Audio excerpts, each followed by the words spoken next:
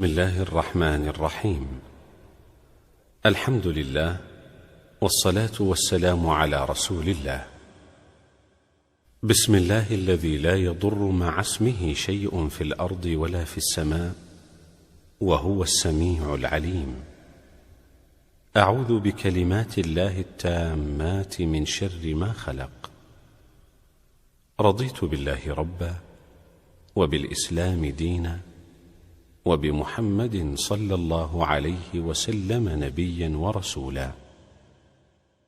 بسم الله magacayga waa Maymuun janaalka ka daawaneysana waa Mem Yusuf. maanta subaxdii hore waxaan rabaa inaan idin sameeyo waxa aan ku quraacdo. kafee sameysanayo hadeer. kafeega sameyskiisa waxa u baahan tahay hal qaad yaniis oo sokor ah, hal qaadada yaniista oo kafee ah, isla qaadadaas oo biyo qandac meesha iga diyaarsanaa.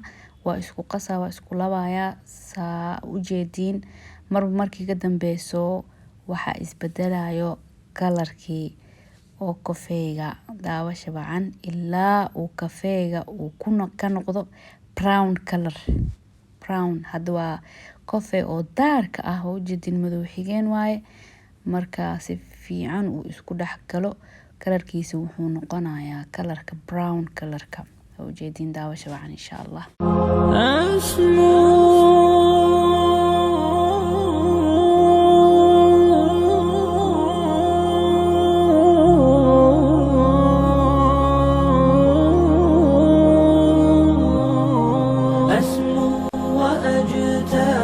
السماء جلالا فأزيد أسراب الغيوم جمالا وألون الدنيا بأجمل بسمة وأكون للخير العميم مثالا.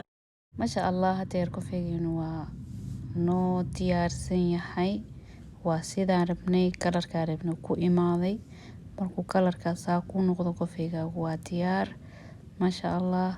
wixii soo harharayna wax yar biyo ku shubeysaa. maasha Allah kafeegeena waa noo diyaarsan yahay hadeer. caanihiina diyaar inoo ahaayeen, dabka inoo saarnaayeen.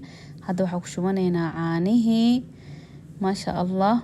aad u qurux badan yahay kafeega, lagama sheekeyn karo. waana fudud yahay, wax aad u dhib badan ma ahan. qof walbana wuu sameysan karaa. mashiinna ma kaaga baahna. maasha Allah. hadda waxaa ku darsanaynaa caramel oo syrup ah. caramelka caraf uu siinayaa maasha Allah. macaanna wuu yahay, sokorta wuu kugu ziyaadinayaa. caraftiisana lagama sheekeyn karo maasha Allah. waxaynoo diyaarsanaa quraacdeena maanta waxay tahay French toast aan soo sameysanay. French toastiga janaalka wuu ku jiraa. aadna wuu fudud yahay, ka faa'iideysa wacan. soo daawada insha Allah. aad u mahadsantiin dhammaan. waxaan idinka codsanayaa share, like, subscribe and comment. aad u mahadsantiin.